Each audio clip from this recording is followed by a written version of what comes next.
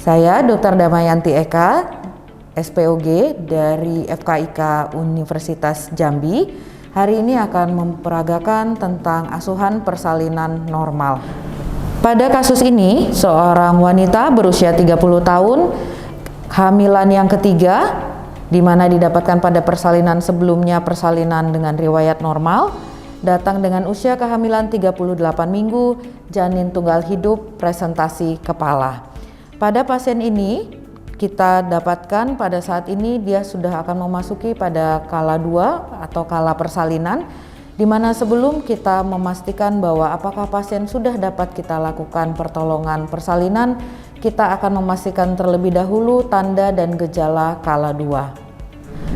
Pada tahap pertama kita akan memasuki untuk pengenalan pada kala 2, mengenali tanda dan gejala kala 2, di mana pada kala 2 akan didapatkan pasien akan merasakan dorongan meneran yang kuat, kemudian kita dapatkan vulva yang membuka, perineum yang menonjol, dan anus yang membuka. Maka apabila keempat tanda tadi sudah kita dapatkan, maka pasien sudah akan memasuki kala 2 atau kala persalinan. Kemudian kita akan memasang APD, memasang tutup kepala, memasang celemek plastik, melakukan cuci tangan dengan 6 langkah menggunakan air bersih yang mengalir. Kemudian kita akan memasang sarung DTT, sarung tangan DTT. Kita memakai hanya satu belah tangan, yaitu di tangan kanan.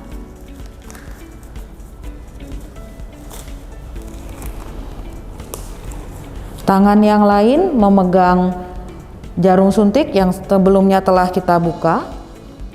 Kita hanya memegang bagian dalam yang steril. Tangan kiri memegang ampul dari oksitosin.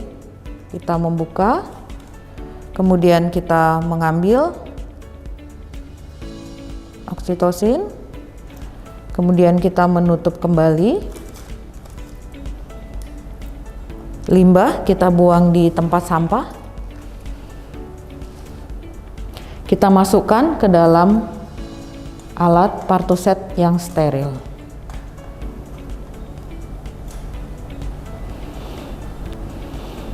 Tahap berikutnya kita akan memastikan bagaimana pembukaan lengkap dan bagaimana keadaan janin, apakah keadaan janin baik atau tidak. Kita akan mengambil kapas DTT, kita akan membersihkan, menyeka dari mulai atas ke bawah, kemudian kita buang. Kemudian kita akan memeriksa pemeriksaan dalam untuk melihat apakah pembukaan sudah lengkap atau belum. Kita masukkan tangan secara obstetrik, kita masukkan ke dalam.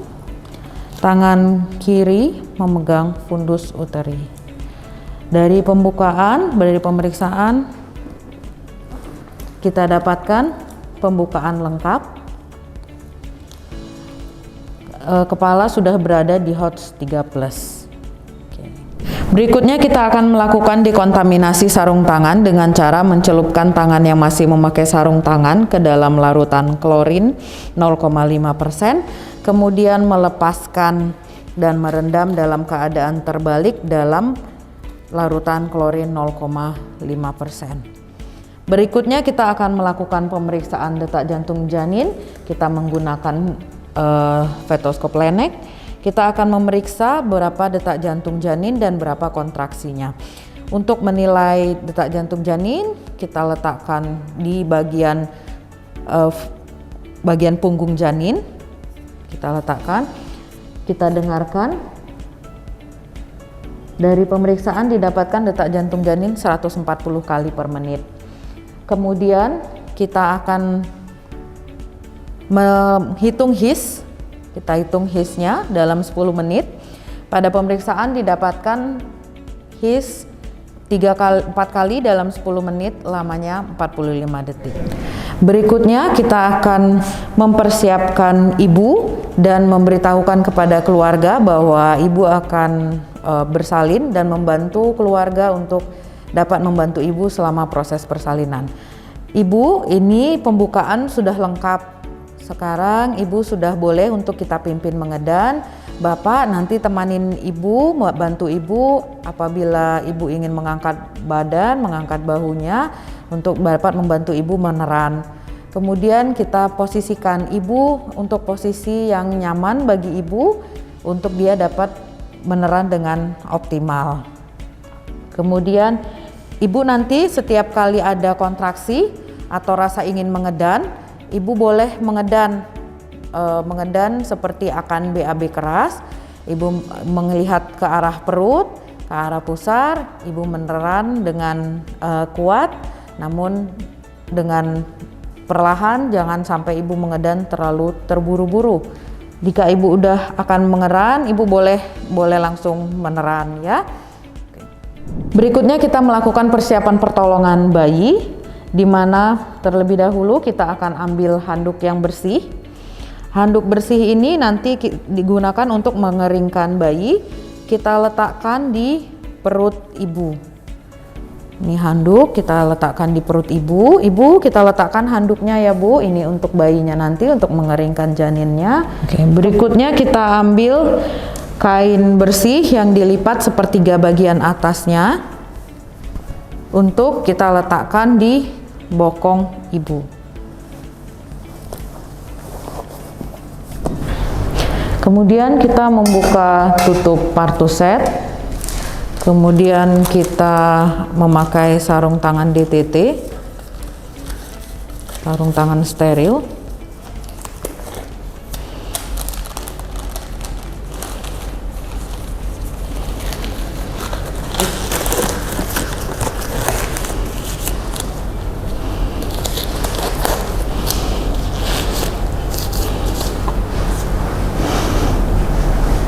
Setelah tampak kepala bayi dengan diameter 4-5 cm di depan vulva, membuka di depan vulva, kemudian kita akan melindungi kepala dengan satu tangan yang kita sudah alasin di bawah, menahan perineum dari bagian bawah, dan satu tangan di bagian atas untuk mencegah terjadinya defleksi kepala. Anjurkan ibu untuk meneran perlahan apabila ibu merasakan dorongan untuk meneran, dan menarik nafas dengan cepat dan dangkal. Oke, ibu kalau nanti ada rasa ingin meneran, ibu meneran ya, meneran dengan kuat, tarik nafas dengan cepat dan dangkal. Ya, ibu ada kontraksi, ibu mau mengedan, silakan, ayo ibu, terus lagi ibu, pintar, bagus ibu, bagus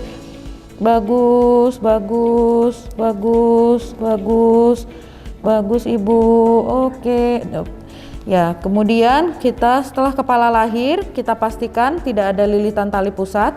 Apabila ada lilitan tali pusat diregangkan, atau kalau lilitan terlalu kencang, kita bisa melakukan pemasangan klem untuk memutuskan tali pusatnya. Pada pasien ini tidak didapatkan adanya lilitan tali pusat, kita biarkan bayi untuk melakukan putar paksi luar secara spontan. Setelah kepala bayi lahir, berikutnya kita akan melahirkan bahu. Kita akan pegang secara biparietal. Kemudian kita akan lakukan tarikan curam ke bawah untuk melahirkan bahu atas. Kemudian kita lakukan tarikan curam ke atas untuk melahirkan bahu bawah. Kemudian kita akan melakukan sanggah dan susur. Kita lakukan penyanggahan, kita sanggah dengan tangan. Kita akan menyusuri sampai seluruh badan bayi lahir. Kita letakkan bayi di perut ibu. Kita lakukan penilaian awal, apakah bayi ada sesak nafas, megap-megap, bagaimana dengan tonus otot, warna kulit, apakah ada tanda-tanda asfiksia atau tidak. Pada pasien ini tidak didapatkan adanya tanda-tanda asfiksia. Kemudian kita akan membersihkan mulut janin, membersihkan hidung untuk mengeluarkan sisa-sisa cairan. Lalu kita akan membersihkan dari bagian kepala, badan, tanpa membersihkan lengan, kita bersihkan. Kemudian kita akan angkat janin. Kemudian kita akan letakkan di perut ibu untuk melakukan inisiasi menyusui dini.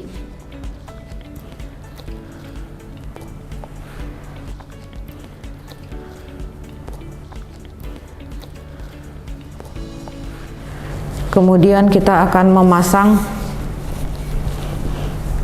kain dengan menutupi kepala janin dan minta ibu untuk memegang janinnya. Apabila kita memiliki topi, kita juga boleh melakukan pemasangan topi kepada janin untuk mencegah terjadinya hipotermi. Kemudian kita periksa kembali uterus untuk memastikan bahwa tidak ada janin yang kedua. Berikutnya kita akan melakukan penyuntikan oksitosin. Kita ambil oksitosin yang sudah kita masukkan sebelumnya. Kita suntik di sepertiga lateral paha. Sebelumnya kita melakukan aspirasi terlebih dahulu. Lalu kita suntikan oksitosin.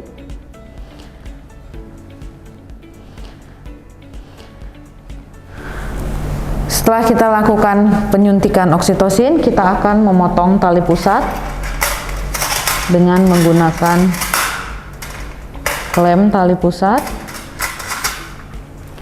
Kita potong 2 cm dari pusat. Kita boleh menggunakan klem tali pusat ataupun menggunakan benang steril. Kita urut, kemudian kita ambil klem tali pusat. Berikutnya kita melakukan pemotongan tali pusat dengan melindungi tali pusat dan melindungi janin agar tidak terkena gunting. Lalu kita lakukan pengguntingan tali pusat.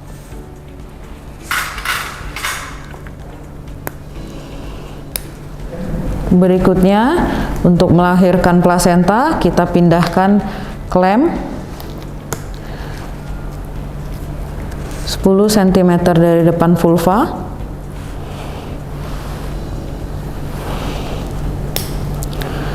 Memegang klem tali pusat. Kemudian kita akan melakukan masase uterus. Regangkan tali pusat, kita lakukan peregangan tali pusat terkendali, masase fundus uteri, kemudian plasenta kita akan lahirkan secara perlahan-lahan. Kita pindahkan kembali apabila tali pusat sudah panjang, kita pindahkan kembali 10 cm di depan vulva, lalu kita lakukan penarikan tali pusat, peregangan tali pusat terkendali.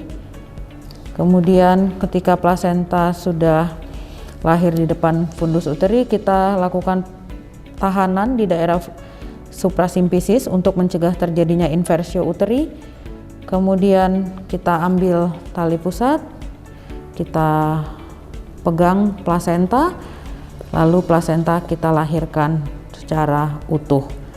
Setelah itu kita pastikan kelengkapan dari plasenta, apakah seluruh kotiledonnya ada atau ada selaput yang tertinggal. Setelah plasenta lahir, kita pastikan kontraksi uterus, apakah uterus berkontraksi dengan baik. Didapatkan kontraksi uterus yang baik, fundus uteri 2 jari di bawah pusat. Kemudian kita lanjutkan dengan memperhatikan apakah ada laserasi perineum. Apabila didapatkan adanya laserasi perineum, maka laserasi perineum akan kita lakukan penjahitan, dapat secara kontinus, subkutikuler dengan menggunakan Chromik 20 ataupun dengan menggunakan benang absorbable yang lainnya. Kemudian kita lakukan penjahitan. Setelah lakukan penjahitan selesai, kita pastikan kembali tanda vital ibu, tanda-tanda perdarahan. Apabila semuanya dalam keadaan baik, kita melakukan dekontaminasi seluruh alat dan peralatan kita. Kemudian kita akan melakukan persiapan lagi kepada bayinya untuk kita bersihkan kembali. Kita timbang bayi.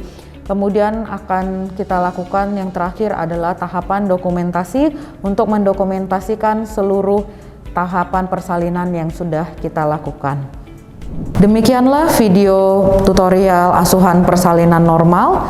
Semoga dapat memberikan manfaat baik kepada mahasiswa-mahasiswi FKIK Universitas Jambi maupun pada seluruh mahasiswa Fakultas Kedokteran lainnya. Terima kasih. Salam sejahtera untuk kita semua.